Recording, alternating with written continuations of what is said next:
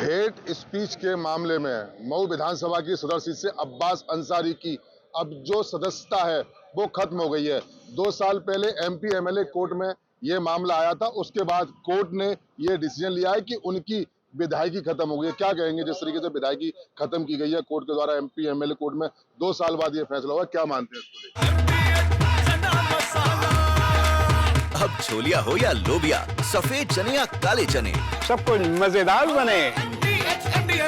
नहीं देखिए, जो गलत काम करेगा, हेट स्पीच दी है उसमें कोर्ट ने फैसला लिया है, उसके बाद विक्टिम कार्ड खेलना शुरू कर दें।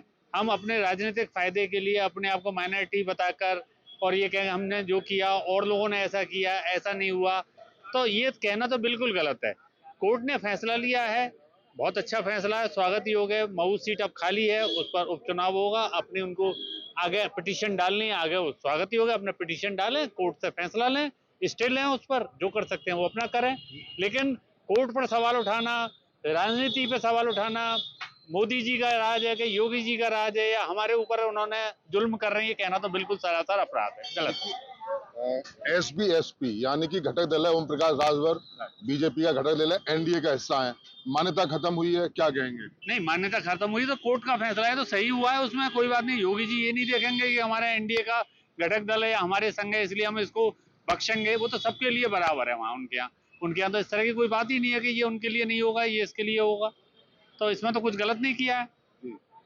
सही मानते हैं? बिल्कुल सही मानते हैं। क्या कहेंगे भैया, जिस तरीके से कोर्ट का 2 साल बाद एमपी एमएलए कोर्ट का फैसला आया, विधायकी से हाथ धोना पड़ा, क्या मानते हैं? देखिए, सुभाषपा समर्थित अब्बास अंसारी की सदस्यता 2 साल की सजा होने की वजह से खतरे में आ गई है और विधानसभा सचिवालय ने इस सूचना चुनाव आयोग को दे दी है कि हमने एक व्यक्ति की एमएलए की सदस्यता को खत्म करने जा रहे हैं। इसका मतलब ये नहीं है कि कल ही चुनाव हो जाएंगे। वो अभी अपील के लिए उनके पास तमाम रास्ते खुले हुए हैं और कोर्ट के किसी निर्णय पर मैं समझता हूँ राजनीति करना बेकार है, क्योंकि अगर आप अपनी जगह सही हैं और आपके खिलाफ अन्याय हुआ है तो आपके लिए रास्ते कोर्ट के भी हैं और आपके लिए रास्ता ये भी, आप जनता के बीच में दोबारा चले जाएं और बहुत ज़्यादा बहुमत से जीत के आएँ, जनता आपको अपना नेता पुनः मान ले।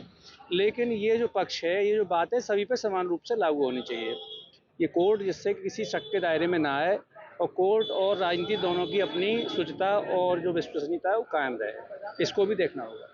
अधिकारियों को धमकाने का पहला मामला तो है नहीं, तमाम मैंने ये भी देखा कि तमाम जो विधायक या सांसद है, चुनावी जो जनसभा होती है, अधिकारियों को धमकाते हैं। हेड स्पीच का ये मामला आ गया, एमपी एमएलए कोर्ट में गया और भी बहुत से शायद एमपी एमएलए कोर्ट में। क्या मानते हैं इस तरह से अब्बास अंसारी की जो सदस्यता है यानी कि जो विधायकी उनकी खत्म हुई है, क्या मानते हैं उसको लेकर? अभी 1.5 महीने पहले की बात है, हरियाणा में एक भाजपा नेता को जो है सभा में नहीं घुसने दिया था, तो डीएसपी को बराबर में बिठा करके माफी मंगवाई गई और माफी का वीडियो जो है देश में प्रसारित किया गया।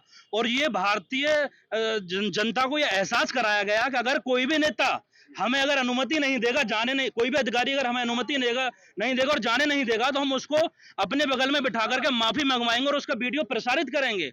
और रही बात अभी भाई साहब कह रहे थे कोर्ट की, जयपुर हाई कोर्ट के ऊपर भगवा झंडा लहराने के बाद आप कानून व्यवस्था की बात करेंगे? क्या आपको देश का जो है ध्वज पे भरोसा नहीं है बिल्कुल भी?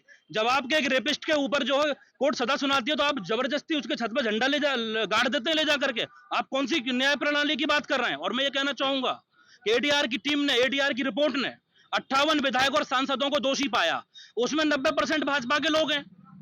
मालेगांव बम ब्लास्ट के आरोपी साध्वी प्रज्ञा ठाकुर की आपने सदस्यता रद्द करी? नहीं करी, जनता ने दोबारा चुनाव हरा दिया। और वहां से गुजरात से ताड़ी पार होकर के आए एक देश के सुप्रसिद्ध मंत्री जी, उनकी आपने सदस्यता रद्द करी? नहीं करी। तो जिसकी लाठी उसकी भैंस। और ये जो कोर्ट का फैसला आया है, ये कोर्ट का फैसला माननीय अफजाल अंसारी के लिए भी आया था, लेकिन सुप्रीम कोर्ट ने करारा जवाब दिया और ये हुआ कि बाद में नोटिफिकेशन जारी हुआ और इनको सदस्यता बहाली कराई गई। उसके बाद क्या हुआ? अब ये जो फैसला है, ये भारतीय जनता पार्टी के दबाव में आकर के कोर्ट ने फैसला दिया है और उन्हीं के सहयोगी दल राजभर जी ये कहने कि हम कोर्ट में जाकर अपील करेंगे। शर्म आनी चाहिए। आप जिस सरकार में मंत्री बने बैठे हैं, क्या उस सरकार के लोगों की हेड स्पीच के मामले में वो दोषी करार नहीं है? आप ये कहना चाहते हो कि मुख्तार अंसारी, यहाँ बात हिंदू मुस्लिम की नहीं है, यहाँ बात सिर्फ इतनी है कि वो मुख्तार अंसारी का बेटा है अब्बास अंसारी और दूसरे जो है वो किसी अन्य के बेटे हैं तो उनके ऊपर लागू नहीं होता। क्या राजभर जी के बेटे ने नहीं कहा था कि हम ठेकेदार को जो है लट के मारे सीधा कर देंगे? पूरे देश ने वो वीडियो देखा था, लेकिन उसकी हेट स्पीच नहीं मानी जाएगी। तो इसका एक वो पैमाना घोषित कर दिया गया सरकार में कि इस पैमाने से नीचे वाले लोगों को जो दोषी करार दिया जाएगा उनकी सदस्यता छीन ली जाएगी, और जो से ऊपर के लोग हैं उनसे कुछ नहीं कहा जाएगा। क्या बाहुबली और लोग नहीं है? क्या राजपूतों की लिस्ट गिना दी जाए तो वो बाहुबली नहीं है? राजा भैया का आपने नाम नहीं सुना? ब्रिजेश सिंह का आपने नाम नहीं सुना? या फिर जो है धनंजय सिंह का आपने नाम नहीं सुना? काफी लोग हैं, लेकिन उनकी बात नहीं होगी। क्यों नहीं होगी? कि वो योगी जी के दोस्त हैं। मुख्तार अंसारी योगी जी का दोस्त नहीं है, इसलिए मार दिया गया। इसलिए उसके भाई के जो है सदस्यता, बेटी की सदस्यता की बात हो रही है। क्या क्या क्या, क्या? देखिए, ये सबसे पहले कंटेम्प्ट ऑफ द कोर्ट है कि आप एक ये बात कह रहे हैं खड़े होकर एक पब्लिक मंच पर, एक हिंदुस्तान के बहुत बड़े चैनल, न्यूज चैनल पे आप खड़े होकर एक विपक्ष का नेता ये कह रहा है कि कोर्ट ने जो कन्विक्शन कराए वो भाजपा के दबाव में आ गए। ये सबसे पहले कंटेम्प्ट ऑफ द कोर्ट है। और दूसरी बात का मैं जवाब दे दूं, आप एक जिस नेता का आधा जीवन जो है जुडिशियल कस्टडी में बीता, उसके नाम के आगे आप माननीय लगा रहे हैं। सिर्फ माननीय लगाने का कारण क्योंकि वो एक मुसलमान है, इसके अलावा कोई दूसरा कारण नहीं। आपने माननीय प्रज्ञा ठाकुर कहूंगा, क्योंकि आपने मामले आपने एक नेता के आगे सिर्फ इसीलिए माननीय लगाया क्योंकि वो एक मुसलमान है। आपने माननीय प्रज्ञा ठाकुर जिस मामले की आप बात कर रहे हैं उसमें से आप जो आपको कन्विक्शन नहीं हुआ, आप मुकदमा छूटा, उसमें बाकायदा कोर्ट ने उन्हें बाइज्जत बरी करा। और आप एक अंसारी की तुलना उस नेता से कर रहे हैं जो महिला ने कितने टॉर्चर सहे कांग्रेस सरकार में। आप उस मामले को मैंने एक साध्वी को आपने वो वीडियो दिखाई जो एक सभ्य समाज देख नहीं सकता। आपने उस महिला के पैर तोड़ दिए, एक महिला के पैर तोड़ दिया आपने, आपकी सरकार ने, और आप उस महिला पे आरोप लगा रहे हैं जिसको कोर्ट ने भी कन्विक्शन नहीं करा। और आप एक ऐसे नेता के आगे, और ऐसे मैं सीधा कहूंगा वो बदमाश था, वो आज इस दुनिया में नहीं है। उनके लिए, मेरे लिए कोई भी उनकी दिल के लिए मेरे गलत शब्द नहीं है, क्योंकि आप वो सुपुर्द खाक हो चुके हैं। लेकिन आप ऐसे नेता के आगे माननीय लगा रहे हैं जिसका आधा जीवन जो जुडिशियल कस्टडी में बीता। आप जुडिशरी पे आप क्वेश्चन मार्क लगा रहे हैं। आपकी आर्टिकल 21, आपका आर्टिकल 19 है राइट टू स्पीच, लेकिन आपका मतलब ये थोड़ी ना आप कोर्ट में आपको क्वेश्चन मार्क लगाएंगे। आप कंटेम्प्ट ऑफ कोर्ट कर रहे हैं। आप खुद एक एडवोकेट हैं और आप ये कह रहे हैं कि कोर्ट ने दवा में फैसला दे दिया। ये सीधा ऐसा है। ये कांग्रेसी जो है ये एक घर से चलते हैं। इनका खुद का एक संविधान है, कांग्रेस का एक संविधान है जो राहुल गांधी, सोनिया गांधी और वाड्रा और प्रियंका गांधी, जवाहरलाल नेहरू, इनसे आगे ये जानते नहीं। इनके लिए यही देश है। Indira is India, India is Indira, आपने सुना होगा 80 के दशक में। ये उसी मानसिकता से आज निकले नहीं। पिछले 2 इलेक्शन आप उठे गए, कांग्रेस की जो स्थिति है वो लोकल जो पार्टियां उनसे भी बेकदरी हो गई है। कारण क्या है? क्योंकि आप एक नेपोटिज्म वाली जो विचारधारा से आप कभी उभर नहीं पाते हो।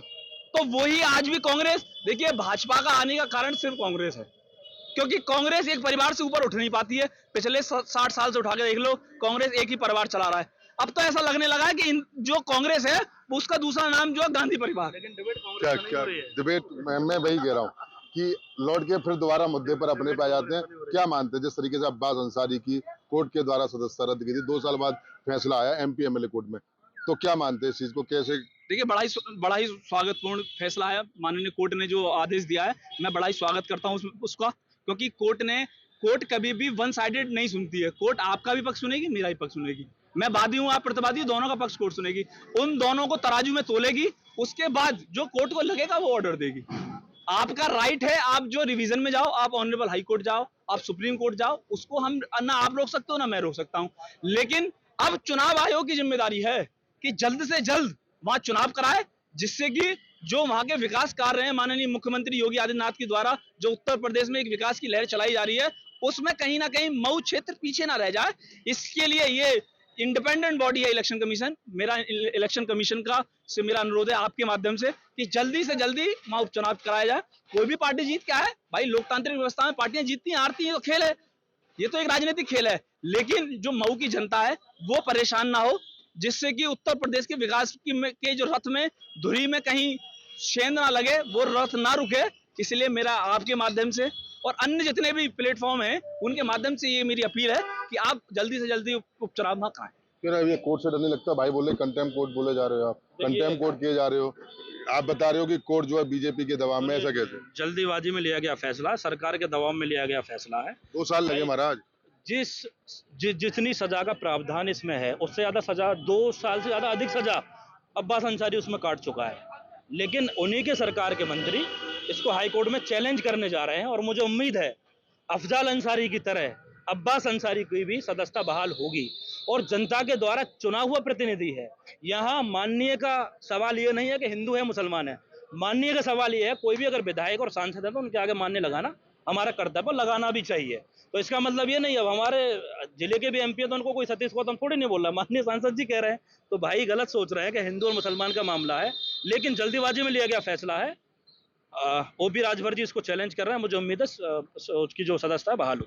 क्या लग रहा है, बहाल होगी? बिल्कुल नहीं होगी, कन्विक्शन हुआ है। आप देखिए कोई भी अपर बॉडी में, कोई सेशन कोर्ट में, मजिस्ट्रेट कोर्ट के मुकदमे सेशन कोर्ट में जाएं या फिर ऑनरेबल हाई कोर्ट में जाएं, वो कोर्ट पर 1% वो चांसेस रहते हैं कि वो कोर्ट रिवीजन में जाके वो जजमेंट पलटे। बिल्कुल मौसम गर्म है और राजनीतिक सरगर्मियां और ज्यादा गर्म हो गई, क्योंकि मऊ की विधानसभा की जो सीट थी वो एमपी एमएलए कोर्ट ने जो आदेश दिया उसके वजह से विधायकी रद्द हो गई।